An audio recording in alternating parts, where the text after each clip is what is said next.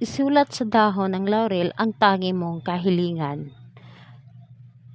Hello mga guys, kumusta kayo? Panibagong araw, panibagong video na naman tayo, and sa araw na ito ay isa na namang video ang aking tuturo sa inyo sa simple gabay o simple pamamaraan na makakatulong sa atin.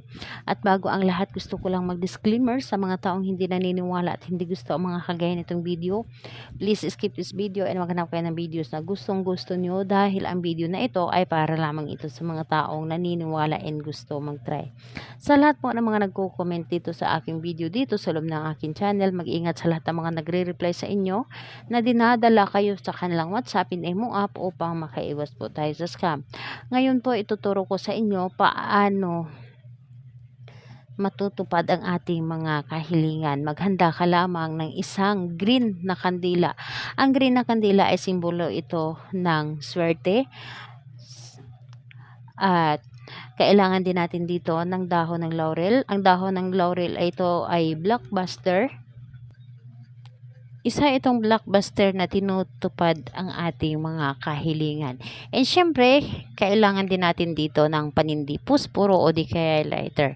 So, ayun lamang ang dapat nating ihanda. And kapag handa ka na, pwede mo na itong simulan. Pero sa lagi kong sinasabi, na kapag gagawa ka ng isang ritual, dapat ay alam mo sa iyong sarili na gustong gusto mo itong gawin at hindi ka magdududa dapat at buo ang loob sa paggawa nito at wala ka mga iniisip na mga problema. And ayun, kapag ready na, pwede mo na itong simulan. Ang gagawin mo lamang dito, gamit ang inyong panindi, sindihan mo ang kandilang ito.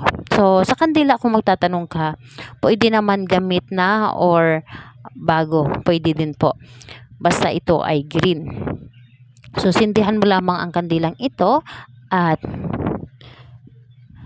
sunugin mo or isulat mo dito ang iyong kahilingan sa dahon ng laurel. Halimbawa mo lamang ay isulat mo dito ang abundance. So, isulat mo dito ang abundance at saka sunugin ang dahon ng laurel na ito. Sunugin mo at itira mo or itabi mo ang abo nito.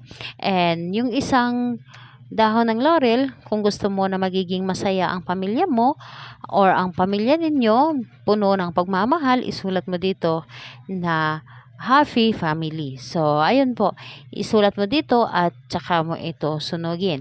And kung meron ka pang ibang kahilingan, isulat mo pa din sa isang dahon ng laurel at sunugin mo ito. Kahit ilang dahon ng laurel na gusto mo na sunugin, basta ito ay may kahilingan na nakasulat, pwedeng-pwede at wala itong problema.